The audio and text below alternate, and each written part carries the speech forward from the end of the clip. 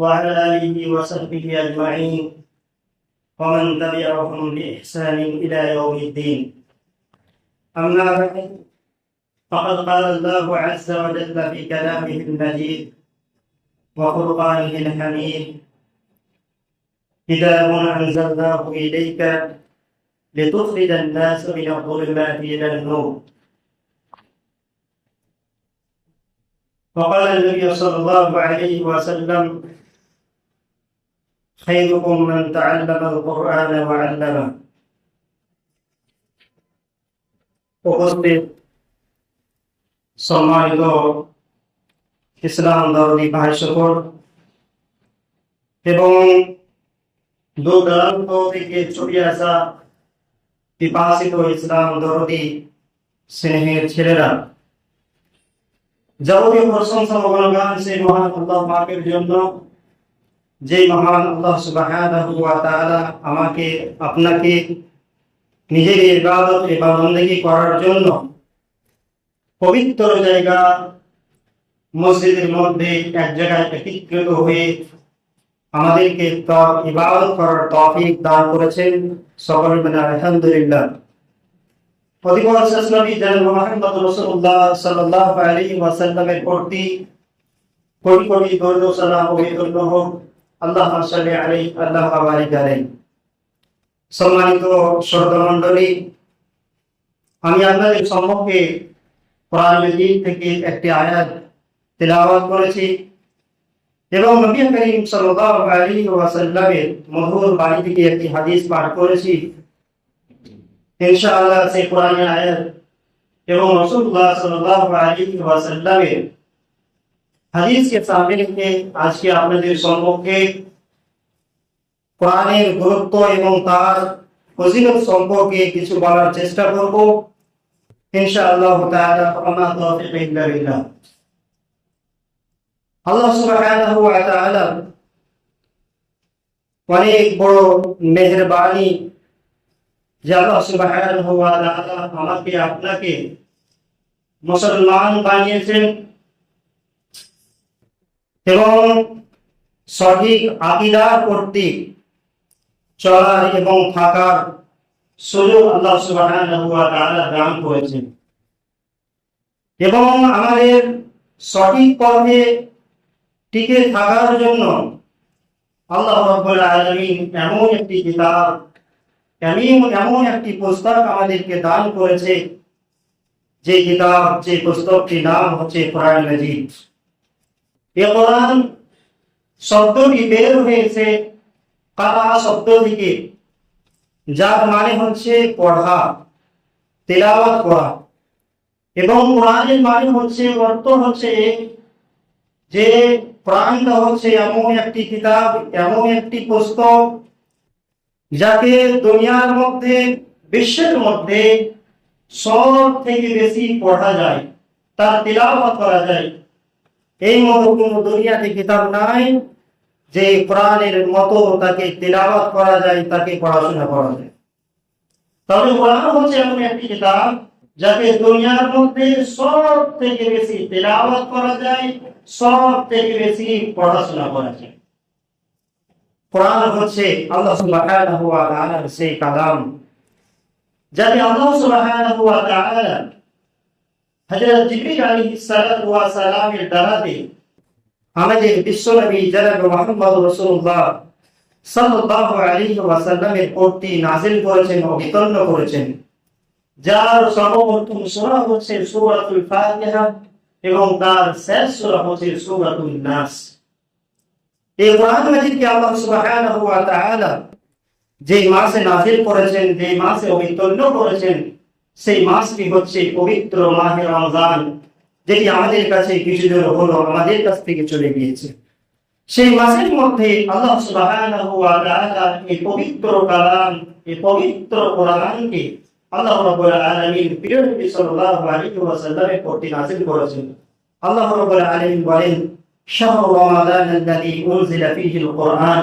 কোরআনটাই হচ্ছে সেটি যাকে আল্লাহ রাব্বুল আলামিন এই মাহে রমজানের মধ্যে, পবিত্র মাহে রমজানের মধ্যে আল্লাহ রাব্বুল আলামিন নাযিল করেছেন। শুধু তাই নয়, রমজান মাসে এমন একটি রজনী রয়েছে, এমন একটি রাত রয়েছে যাকে আল্লাহ রাব্বুল আলামিন লাইলাতুল কদর বলে ঘোষণা করেছেন। সেই রাত্রিতে আল্লাহ সুবহানাহু ওয়া তাআলা লৌহে মাহফুজ থেকে আসমানি দুনিয়াতে একবারই নাযিল করেছেন এবং সেখান থেকে আল্লাহ রাসূল সাল্লাল্লাহু আলাইহি ওয়াসাল্লামের 23 বছর নবুয়াতি জীবনে যেই মতো যখন প্রয়োজন হয়েছে হালাত হিসাবে, অবস্থা হিসাবে আল্লাহ রাব্বুল আলামিন ধীরে ধীরে করে আস্তে আস্তে করে কখন কিছু আয়াত, কখন সূরা, এই মতো করে আল্লাহ রাব্বুল আলামিন নবী করিম সাল্লাল্লাহু আলাইহি ওয়াসাল্লামের প্রতি 23 বছরে এই কোরআন মাজিদকে সম্পূর্ণ করেছেন, মোকাম্মল করেছেন। আল্লাহ রাব্বুল আলামিন কোরআনকে কেন নাযিল করেছেন? আল্লাহ রাব্বুল আলামিন রাসূলুল্লাহ সাল্লাল্লাহু আলাইহি ওয়াসাল্লামের প্রতি কোরআনটাকে কেন বিতরণ করেছেন? তার উদ্দেশ্য কি? তার মাকসাদটা কি? আল্লাহ রাব্বুল আলামিন কোরআন মাজিদকে নাযিল করার এবং তাকে অবতীর্ণ করার উদ্দেশ্যকে বলতে গিয়ে আল্লাহ রাব্বুল আলামিন বলেছেন, হে নবী, আমি তোমার প্রতি কোরআনকে এই জন্য নাযিল করেছি, এই জন্য অবতীর্ণ করেছি যাতে করে তুমি মানুষকে অন্ধকার থেকে, জুলুমাত থেকে, অন্ধকার থেকে তুমি মানুষকে আলোর দিকে আনতে পারো, পথভ্রষ্টতা থেকে পথের দিকে তুমি ডেকে আনতে পারো। এই জন্য আমি কোরআন মাজিদটাকে নাযিল করেছি। আল্লাহ রাব্বুল আলামিন বলেছেন, কিতাবুন আনজালনাহু ইলাইকা লিতুখরিজান নাস মিনাল-যুলুমাতি ইলান-নূর। হে মুহাম্মদ, আমি তোমার প্রতি এমন একটি কিতাব নাযিল করেছি এই জন্য যে সেই কিতাব দ্বারা দিয়ে তুমি মানুষকে অন্ধকার থেকে, পথভ্রষ্টতা থেকে, জালালাত এবং গুমরাহি থেকে মানুষকে আলোর দিকে, সঠিক পথের দিকে তুমি নিয়ে আনতে পারো। অন্য এক জায়গায় আল্লাহ রাব্বুল আলামিন কোরআন মাজিদকে নাযিল করার উদ্দেশ্যকে স্পষ্ট করতে গিয়ে বলেন, আল্লাহ রাব্বুল আলামিন বলেছেন, আমি কোরআন মাজিদকে আমি এটি বলছি এমন একটি কিতাব যাকে আমি তোমার প্রতি নাযিল করেছি। এটি হচ্ছে বরকতপূর্ণ কিতাব, এটা হচ্ছে বরকতপূর্ণ কিতাব। আমি এর জন্য নাযিল করেছি যাতে করে মানুষেরা এই কোরআনকে নিয়ে গবেষণা করে, কোরআনকে নিয়ে চিন্তা ভাবনা করে, কোরআনের প্রতি গভীর ফিকর করে এবং তাদের থেকে তারা নিজের নসিহত অর্জন করে এবং তাদের থেকে উপদেশ গ্রহণ করে। আল্লাহ রাব্বুল আলামিন বলেন, কিতাবুন আনজালনাহু ইলাইকা মুবারাক লিয়াদাব্বারু আয়াতিহি ওয়া লিয়াতাযাক্কারা উলুল আলবাব। আমি এই কিতাবকে নাযিল করেছি তোমার প্রতি, এটি হচ্ছে বরকতপূর্ণ কিতাব, এই জন্য যাতে করে মানুষেরা তার আয়াতের ব্যাপারে গভীর ফিকর করে, চিন্তা ভাবনা করে এবং তাকে নিয়ে গবেষণা করে এবং তাতে থেকে মানুষ নসিহত অর্জন করে এবং উপদেশ অর্জন করে। তাহলে আমরা বুঝতে পারলাম যে কোরআন মাজিদকে আল্লাহ সুবহানাহু ওয়া তাআলা এই জন্য নাযিল করেছেন, এই জন্য অবতীর্ণ করেছেন যাতে করে মানুষ জালালাত থেকে, গুমরাহি থেকে, পথভ্রষ্টতা থেকে মানুষ সিধা পথের দিকে আসতে পারে, আলোর দিকে আসতে পারে, সমস্ত জিনিসের ইবাদত বন্দেগীকে ছেড়ে শুধুমাত্র আল্লাহ সুবহানাহু ওয়া তাআলার ইবাদত এবং বান্দাদের দিকে যাতে করে আসতে পারে। এই জন্য আল্লাহ রাব্বুল আলামিন কোরআন মাজিদকে নাযিল করেছেন। প্রিয় ভাইরা, কোরআন মাজিদকে আমরা যদি তেলাওয়াত করি, কোরআন মাজিদকে যদি পড়াশোনা করি, আমাদের কি উপকার হবে, আমাদের কি লাভ হবে? আল্লাহ রাসূল সাল্লাল্লাহু আলাইহি ওয়াসাল্লাম বলেছেন, যে ব্যক্তি কোরআন মাজিদকে তেলাওয়াত করবে, কোরআন মাজিদকে পড়বে, প্রত্যেক অক্ষরের পরিবর্তে আল্লাহ সুবহানাহু ওয়া তাআলা তাকে 10টি করে নেকি আল্লাহ রাব্বুল আলামিন দান করবে। যে ব্যক্তি কোরআন মাজিদকে তেলাওয়াত করবে, পড়বে, তার প্রত্যেক হরফের বদলে আল্লাহ রাব্বুল আলামিন তার আমলনামাতে 10টি করে নেকি, 10টি করে আজর এবং সওয়াব আল্লাহ রাব্বুল আলামিন লিখে দেবেন। হযরত আব্দুল্লাহ ইবনে মাসউদ রাদিয়াল্লাহু তাআলা আনহু থেকে হাদিসটি বর্ণিত তিনি বলেন, রাসূলুল্লাহ সাল্লাল্লাহু আলাইহি ওয়াসাল্লাম বলেছেন, মান ক্বারা হারফান মিন কিতাবিল্লাহ ফালাহু বিহি হাসানাহ। আল্লাহ রাসূল সাল্লাল্লাহু আলাইহি ওয়াসাল্লাম বলেছেন, যে ব্যক্তি কোরআন মাজিদের আল্লাহ রাব্বুল আলামিনের কিতাবের একটি অক্ষর, একটি হরফ পড়বে, ফালাহু বিহি হাসানাহ, তার জন্য নেকি রয়েছে, তার জন্য সওয়াব রয়েছে, তার জন্য আজর রয়েছে। ওয়াল হাসানাতু বিআশরি আমসালিহা, এবং আল্লাহ রাব্বুল আলামিন সেই একটা নেকিকে 10 গুণ পর্যন্ত বাড়িয়ে দেয়। অর্থাৎ একটি হরফের পরিবর্তে আল্লাহ রাব্বুল আলামিন 10টি করে নেকি আমার এবং আপনার আমলনামায় লিখে দিয়েছেন। ওয়ালা আকুলু আলিফ লাম মিম হারফুন ওয়ালাকিন আলিফুন হারফুন ওয়া লামুন হারফুন ওয়া মিমুন হারফুন। আমি এটা বলি না যে আলিফ লাম হচ্ছে একটি হরফ, না, আলিফ হচ্ছে একটি হরফ, একটি লাম হচ্ছে একটি হরফ, মিম হচ্ছে একটি হরফ। এই শব্দের মধ্যে তিনটি অক্ষর রয়েছে, তিনটি হরফ রয়েছে। তিনটি অক্ষরের পরিবর্তে আল্লাহ সুবহানাহু ওয়া তাআলা 10টি করে নেকি দিয়ে 30 নেকি পর্যন্ত আল্লাহ বলেন। প্রিয় ভাইরা, যদি কোরআন মাজিদের আমরা যদি প্রত্যেক দিন প্রত্যেক নামাজের পর বা নামাজের আগে নামাজে আমরা কোরআন মাজিদের তেলাওয়াত করি, প্রত্যেক দিন যদি 5 থেকে 10 মিনিট আমরা যদি কোরআনের তেলাওয়াত করি, 1 থেকে 1.5 সাফা বা 2 সাফা যদি আমরা কোরআন তেলাওয়াত করতে পারি, তো সেই কোরআনের 1 সাফা বা 1.5 সাফার মধ্যে কতগুলো হরফ হতে পারে, কতগুলো অক্ষর হতে পারে, সেই এক হরফের বদলে আল্লাহ সুবহানাহু ওয়া তাআলা আপনার আমার আমলনামাতে 10টি করে লিখে দিবেন, এবং কতটি অক্ষর হতে পারে আল্লাহ সুবহানাহু ওয়া তাআলা বলেন। প্রিয় ভাইরা, এই কোরআনের একটি ফজিলত, কোরআন যেখানে পড়া যাবে সেই ঘরের মধ্যে, সেই বাড়ির মধ্যে শয়তান থাকতে পারে না। যে বাড়ির মধ্যে, যে ঘরের মধ্যে, যে জায়গাতে কোরআনের তেলাওয়াত হবে, যে জায়গাতে কোরআনের পড়াশোনা হবে, সেখানে শয়তান থাকতে পারে না। যেখানে আল্লাহ রাব্বুল আলামিনের আয়াতের তেলাওয়াত হবে, কোরআনের তেলাওয়াত হবে, সেখান থেকে মারদুদ শয়তান নিজের জায়গাকে পরিবর্তন করে যায় এবং সেই জায়গা থেকে ছেড়ে অন্য জায়গায় চলে যায়। আল্লাহ রাসূল সাল্লাল্লাহু আলাইহি ওয়াসাল্লাম বলেছেন, আল্লাহ রাসূল সাল্লাল্লাহু আলাইহি ওয়াসাল্লাম বলেছেন, লা তাজআলু বুয়ুতাকুম মাকাবিরা ফাইন্না আশ-শায়তানা ইয়ানফিরু মিনাল বাইতি আল্লাযী তুকরাউ ফীহি সূরাতুল বাকারা। আল্লাহ রাসূল সাল্লাল্লাহু বলেন, হে আমার উম্মতের লোকেরা, হে মানুষেরা, তোমরা নিজের বাড়িখানাকে কবরস্থান বানিয়ে নিও না, তোমরা নিজের ঘরকে কবরস্থান বানিয়ে নিও না। শয়তান সেই বাড়ি থেকে পালিয়ে যায়, শয়তান সেই জায়গাটাকে পরিবর্তন করে দেয়, সেই জায়গাটা থেকে ছেড়ে অন্য জায়গায় চলে যায়। যেই বাড়ির মধ্যে, যে ঘরের মধ্যে সূরাতুল বাকারা তেলাওয়াত করা হয়, সূরা বাকারা তেলাওয়াত করা হয়। প্রিয় ভাইরা, আমাদের সালাফি জীবন যদি আমরা দেখি, তাহলে আমরা ভালোভাবে বুঝতে পারবো যে কোরআনের তেলাওয়াত আমাদের সালাফজন কেমন করে করতেন। প্রত্যেকটা তাদের বাড়ি থেকে কোরআন মাজিদের এই মধুর আওয়াজ ভেসে আসতো। আজ তাদের বাড়িতে নিজেই কোরআনের তেলাওয়াত করতেন, নিজেই কোরআন পড়াশোনা করতেন এবং নিজের পরিবারকে কোরআন পড়াশোনার আদেশ করতেন এবং তাদেরকে কোরআন মাজিদের শিক্ষা দিতেন, কোরআন পড়তে শেখাতেন এবং তার প্রতি আমল করতেও শেখাতেন।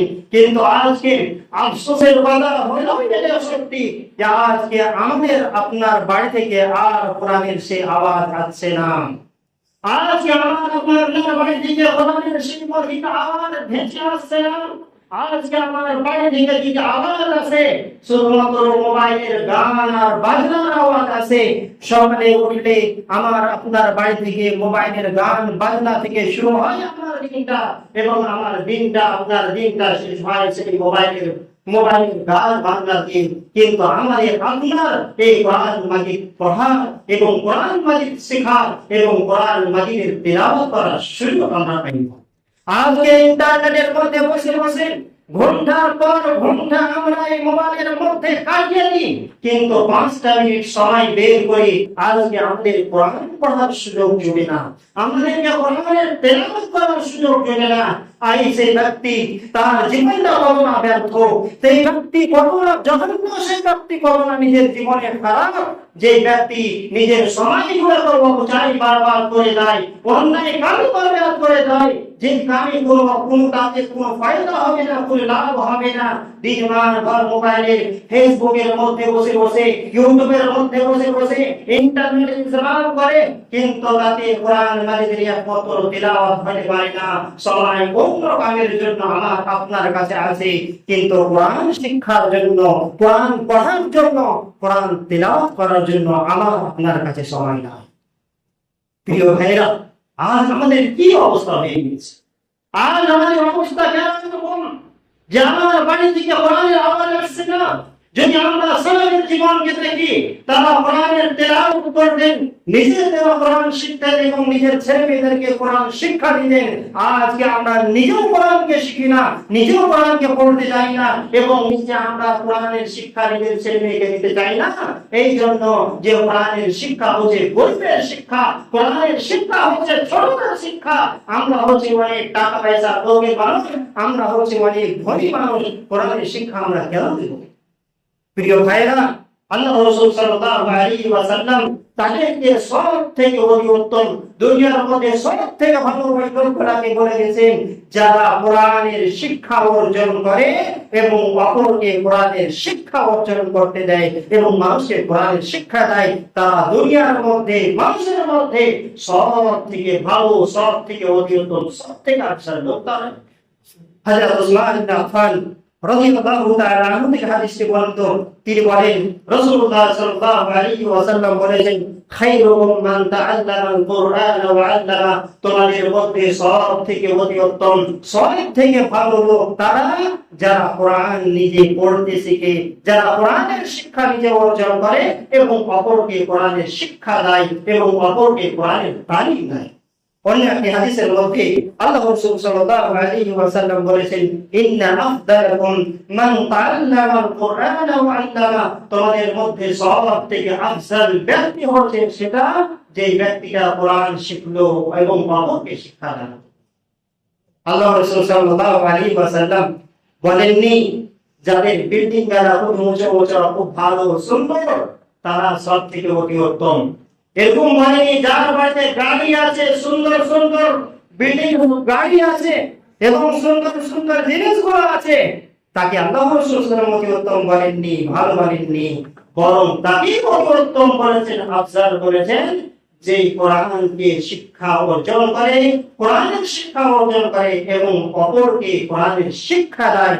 দুনিয়ার মধ্যে, বিশ্বের মধ্যে তারাই হচ্ছে উত্তম, তারাই হচ্ছে আফজাল। প্রিয় ভাইয়া, যারা কোরআনের শিক্ষা অর্জন করে, যারা কোরআন নিয়ে গবেষণা করে, যারা কোরআনের শিখে এবং তাকে নিয়ে গবেষণা করে এবং কোরআনের প্রতি আমল করে, আল্লাহ রাব্বুল আলামিন তার মাকামটাকে বাড়িয়ে দেন, তার ইজ্জতটাকে দুনিয়ারও বাড়িয়ে দেন এবং আখিরাতের মধ্যে তো আল্লাহ রাব্বুল আলামিন তার জন্য একটা সম্মান তৈরি করে রেখেছেন, তাও আছে। কিন্তু যারা দুনিয়াতে কোরআন শিক্ষা অর্জন করে, তাকে নিয়ে গবেষণা করে এবং অন্যদেরকে তালিম দেয়, আল্লাহ রাসূল সাল্লাল্লাহু আলাইহি ওয়াসাল্লাম বলেছেন, আল্লাহ রাব্বুল আলামিন তার দ্বারা দিয়ে তার সম্মানটাকে, তার স্থানটাকে, তার মর্যাদাটাকে আল্লাহ রাব্বুল আলামিন আরো বাড়িয়ে দেন। হযরত ওমর ইবনে খাত্তাব রাদিয়াল্লাহু তাআলা কে হাদিসে বর্ণিত, তিনি বলেন, রাসূলুল্লাহ সাল্লাল্লাহু আলাইহি ওয়াসাল্লাম বলেছেন, ইন্নাল্লাহা ইয়ারফাউ বিহাদাল কিতাবি আকওয়ামান ওয়া ইয়ারফাউ বিআখারিন। হযরত ওমর বলেন, রাসূলুল্লাহ সাল্লাল্লাহু আলাইহি ওয়াসাল্লাম বলেছেন, অবশ্যই আল্লাহ সুবহানাহু ওয়া তাআলা এই কোরআন দ্বারা দিয়ে অনেক মানুষের সম্মানকে, আল্লাহ রাব্বুল আলামিন তার মর্যাদাকে বাড়িয়ে দেন এবং অনেক মানুষকে কোরআন দ্বারা দিয়ে আল্লাহ রাব্বুল আলামিন তার সম্মানকে, তার মর্যাদাকে মাটির মধ্যে মিশিয়ে। তাহলে যারা বুঝতে পারলাম, যারা কোরআনের শিক্ষা অর্জন করে, আল্লাহ রাব্বুল আলামিন তার মর্যাদাকে বাড়িয়ে দেন, তার সম্মানকে বাড়িয়ে দেন, তার স্থানটাকে আল্লাহ রাব্বুল আলামিন বাড়িয়ে দেন। আমরা যদি রাসূলুল্লাহ সাল্লাল্লাহু আলাইহি ওয়াসাল্লামের জীবন এবং রাসূলুল্লাহ সাল্লাল্লাহু আলাইহি ওয়াসাল্লামকে নবী করার পূর্বের জীবনটা আমরা যদি দেখি, তাহলে আমরা খুবই সহজভাবে বলতে পারবো যে সমাজের লোকেরা কত নিকৃষ্ট ছিল, তারা নিজের পথভ্রষ্ট ছিল। সেই মানুষেরা আল্লাহ রাব্বুল আলামিনকে ভুলে গিয়েছিল, নিজের সৃষ্টিকর্তাকে ভুলে গিয়ে নিজের হাতে তৈরি করে, নিজের হাতে বানিয়ে, তারা নিজের মাবুদ বানিয়ে তার সামনে মাথা নত করছিল, তার ইবাদত করত, তার বান্দিগি করত এবং তার কাছে চাওয়া-চাই করত। কিন্তু আল্লাহ রাব্বুল আলামিন সেই সমাজের মধ্যে, সেই মাহফিলের মধ্যে আল্লাহ রাব্বুল আলামিন কোরআন মাজিদ রাসূলুল্লাহ সাল্লাল্লাহু আলাইহি ওয়াসাল্লামের প্রতি নাযিল করলেন এবং রাসূলুল্লাহ সাল্লাল্লাহু আলাইহি ওয়াসাল্লাম মানুষকে কোরআনের দিকে আহ্বান করলেন, এক আল্লাহর দিকে ডাকলেন। যে কওম নিজে পথভ্রষ্ট ছিল সেই কওমকে আল্লাহ রাব্বুল আলামিন অন্য মানুষের জন্য পথ দেখানো আল্লাহ রাব্বুল আলামিন বানিয়েছেন। যে কওম নিজের মালিককে ভুলে গিয়ে নিজের হাতে তৈরি করা মাবুদের সঙ্গে মাহমুদ করত, সেই কোরআনকে শিক্ষা অর্জন করার কারণে সেই লোকগুলা সেই মানুষকে, সমস্ত দুনিয়ার মানুষকে একমাত্র আল্লাহ সুবহানাহু ওয়া তাআলার দিকে ডেকেছেন এবং আল্লাহ রাব্বুল আলামিন তাদের ঈমানকে আমাদের ঈমানের জন্য একটা মেয়াদ বানিয়ে দিয়েছেন। আল্লাহ রাব্বুল আলামিন সেই সাহাবায়ে কেরাম রাদিয়াল্লাহু আনহুকে মুখাতাব করে বলেছেন, ফাইন আমানু বিমিসলি মা আনতুম ফাকাদ ইহতাদাউ। আল্লাহ রাব্বুল বলেছেন, হে আমার সাহাবারা, হে সাহাবার লোকেরা, তোমরা জেনে রাখো তোমাদের পূর্ববর্তী লোক, তোমাদের পরের লোক, কিয়ামত পর্যন্ত যত লোক আসবে তারা যদি তোমাদের মতো যদি ঈমান নিয়ে থাকে তাহলেই তারা ঈমানদার হবে, তাহলেই তারা পরিপূর্ণ ঈমান লাভ করতে পারবে। যারা নিজেই পথভ্রষ্ট ছিল তাদেরকে আল্লাহ রাব্বুল আলামিন অন্য মানুষের জন্য পথ দেখানো বানিয়েছেন। কবি বলেছেন, खुद ना थे जो राह पर दूसरों के हादी बन गए, जो खुद ना थे राह पर दूसरे के हादी बन गए, ये क्या नजर थी कि मखदूम को मसीहा कर दिया। প্রিয় ভাইরা, এই কোরআন দ্বারা দিয়ে আল্লাহ রাব্বুল আলামিন আমাদের রাসূলুল্লাহ সাল্লাল্লাহু আলাইহি ওয়াসাল্লামের সাহাবীগণকে, সাহাবায়ে কেরাম রিজওয়ানুল্লাহি আজমাইনকে এতটা সম্মান দিয়েছেন, এতটা মর্যাদা দান করেছেন। কিয়ামত পর্যন্ত যত লোক আসবে তাদের জন্য আল্লাহ রাব্বুল আলামিন তাদের ঈমানকে তাদের জন্য মেয়াদ বানিয়ে দিয়েছে। তাদের মধ্যে যদি আমার আপনার ঈমান হয় তাহলে আমরা ঈমানদার হতে পারি, পথের দিকে আসতে পারি। প্রিয় ভাইরা, এই মনোবলে হযরত ওমর ইবনে খাত্তাব রাদিয়াল্লাহু তাআলা আনহু নিজের খেলাফতের যুগে হযরত নাফি বিন আব্দুল হারিস কে মক্কার গভর্নর বানিয়ে দিয়েছিলেন, মক্কার মন্ত্রী বানিয়ে দিয়েছিলেন। হযরত ওমর ইবনে খাত্তাব রাদিয়াল্লাহু তাআলা আনহুর সঙ্গে সাক্ষাৎ করার জন্য মাকামে আসফান চলে গেছিলেন, যেখানে সাক্ষাৎ করবে। আর সেই জায়গাটি মক্কা থেকে 80 থেকে 84 কিলোমিটার দূর ছিল।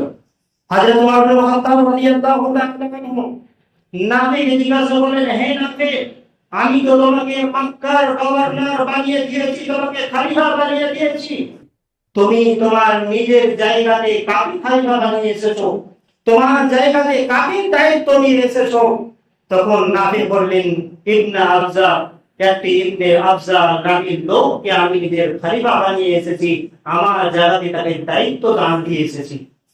হযরত ওমর ইবনে খাত্তাব রাদিয়াল্লাহু তাআলা আনহু জিজ্ঞাসা করলেন, ইবনে আবজা কে? তখন বললেন, মাওলান মিন মাওয়ালিনা, আমাদের একটি আযাদকৃত একটি গোলাম, আমাদের একটি আযাদকৃত একটি গোলামকে আমি নিজের খলিফা বানিয়ে এসেছি, আমার নায়েব বানিয়ে এসেছি। হযরত ওমর ইবনে খাত্তাব রাদিয়াল্লাহু তাআলা আনহু বললেন, ইস্তাখলাফতা আলাইহিম মাওলা, তাদের প্রতি তুমি তাদের একটি আযাদকৃত গোলামকে একটি তুমি খলিফা বানিয়ে এসেছো, তোমার নায়েব বানিয়ে এসেছো। প্রিয় ভাইরা, হযরত ওমর রাদিয়াল্লাহু তাআলা আশ্চর্য হয়ে গেলেন। যে মানুষটার কোনো সমাজে দাম ছিল না, আমরা যদি রাসূলুল্লাহ সাল্লাল্লাহু আলাইহি ওয়াসাল্লামের জীবনের আগে রাসূলুল্লাহ সাল্লাল্লাহু আলাইহি ওয়াসাল্লামের জীবনটি যদি ভালো করে আমরা যদি মোতালা করি তাহলে জানতে পারি এই যে আমরা মানুষ, এই মানুষকে জানোয়ারের মতো, পশুর মতো, ছাগলের মতো কিনা বেচা করা হতো। আর এই কিনা বেচার জন্য মানুষের জন্য মার্কেট লাগতো, বাজার লাগতো। এই বাজারের মধ্যে মানুষকে কিনা বেচা করা হতো।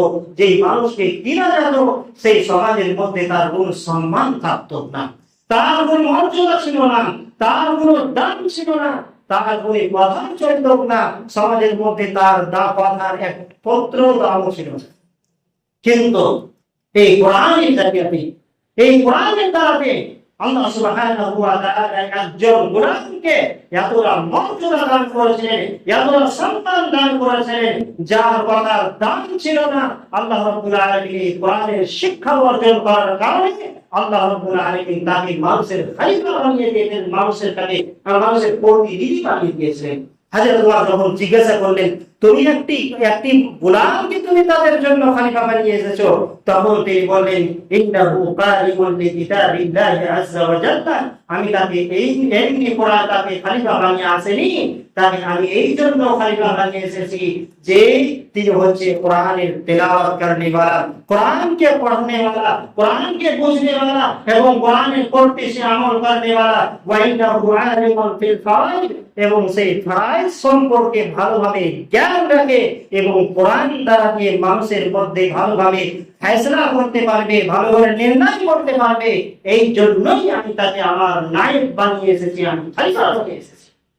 তখন হযরত ওমর ইবনে খাত্তাব রাদিয়াল্লাহু তাআলা আনহু বলেন, আমা ইন্না নবিয়্যাকুম সাল্লাল্লাহু আলাইহি ওয়াসাল্লাম ক্বাল ইন্নাল্লাহা ইয়ারফাউ বিহাযাল কিতাবি আকওয়ামান ওয়া ইয়াদউ বিহি আখারিন। হযরত ওমর ইবনে খাত্তাব রাদিয়াল্লাহু তাআলা আনহু বলেন, শুনে রাখো তোমাদের নবী জনাব মুহাম্মদ রাসূলুল্লাহ সাল্লাল্লাহু আলাইহি ওয়াসাল্লাম বলেছেন, এই কোরআন দ্বারা দিয়ে আল্লাহ সুবহানাহু ওয়া তাআলা অনেকগুলো মানুষকে সম্মানিত করেন, তার মর্যাদাকে উঁচু করে দেন, তার সম্মানকে বাড়িয়ে দেন এবং অনেক মানুষকে কোরআন দ্বারা আল্লাহ রাব্বুল আলামিন জালিল করে দেন, অসম্মান করে দেন, তাকে তার সম্মানকে মাইলের মধ্যে মিশে।